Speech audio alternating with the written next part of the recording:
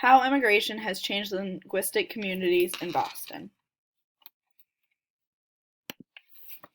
The United States of America has been and always will be an incredibly diverse country. Dating back to 1492, when Christopher Columbus sailed the ocean blue and discovered America, there was immigration in the United States. The British began immigrating to the United States and made it their home, taking the home of many Native Americans. No one culture is truly part of a land. Everybody migrates, and eventually one culture is majority over another. This does not mean that one culture is more important than another, or that one culture belongs more than another. It simply means that the United States is diverse, and there is nothing wrong with that. Without linguistic changes in the various cultural neighborhoods, Boston would not be the city that it is today. The city's diverse culture has shaped it to be the city that it is, dating back to the first settlers in 1630. Boston, Massachusetts, unlike many cities, has a specific accent. The cumulative South has their own accent, New York and New Jersey have their own accent, but Boston has a very specific, well-known accent. The city uses different terminology like packy instead of liquor store, bubbler instead of water fountain, and the people of Boston surely cannot pronounce the letter R. The people of Boston probably would not be able to park the car in Harvard Yard, which is impossible, by the way, without the accumulation of multiple cultures. People throughout the country know if you are from Boston. The culture of Boston would be close to nothing without these variables. They are the first things that people think of when they think of Boston.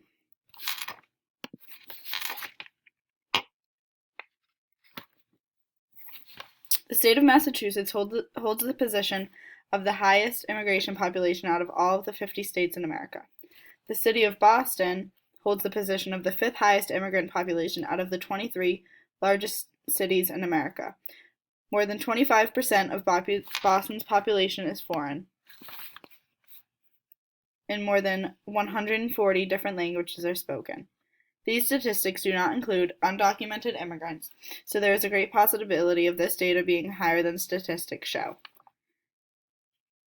According to the New Bostonians Demographic Report as of 2000, the most common foreign lands that people in Boston immigrate from are Haiti, the Dominican Republic, China, Vietnam, El Salvador, Cape Verde, Jamaica, Ireland, Colombia, and Brazil. As a person that lives only 40 minutes from the city of Boston, this is surprising to me. I expected the immigrants of Boston to be from places in and around Europe like Italy and Ireland. At a time, this was the case, but in more recent years, communities have changed the city. When I think of Boston, I think of the North End and the cannolis and the other traditional Italian food.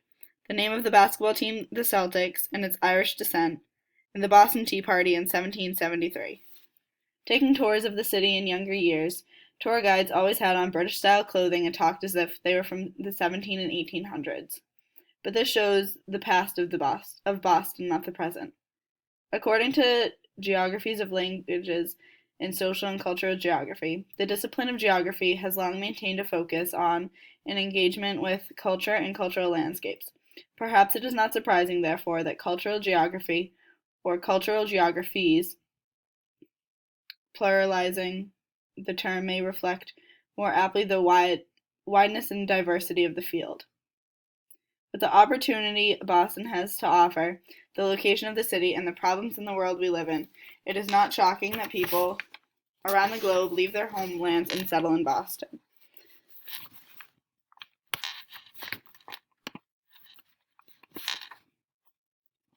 Out of the 140 languages spoken in Boston, only 66% speak English, leaving the other 33.4% of the population to speak Spanish, Haitian Creole, Chinese, Portuguese, Cape Verdean, Creole, Vietnamese, and French. A linguistic community, also called a speech community by definition, is a group of people who share a set of linguistic norms and expectations with regard to how their language should be used.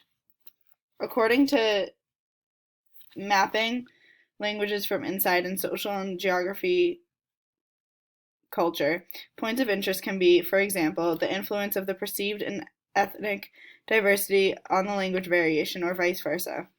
The fact that perceived ethnic borders do not match with perceived language borders, or moreover, that perceived language borders do not necessarily match with the perceived comprehensibility of other language varieties. And the linguistic communities in Boston have their own neighborhoods, so the cultures of the different immigrants tend to stay alive even if the foreign people are not in their homeland. With the numerous amount of immigrants in Boston, it is not easy to distinguish what culture the city belongs to. Boston does not need to have a set group of people that get to call Boston home because regardless of culture, neighborhood, or language spoken, Boston is home to anybody that lives there.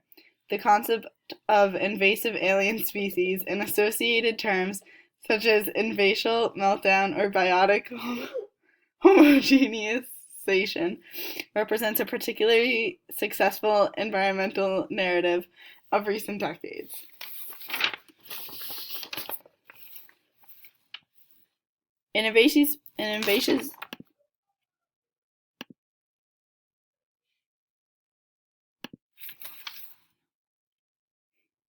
An invasive species is, in this case, a group of people thought to cause harm. Over the many years that our world has been here and all the years to follow, there will be a culture that others perceive as dangerous to others, mostly native people.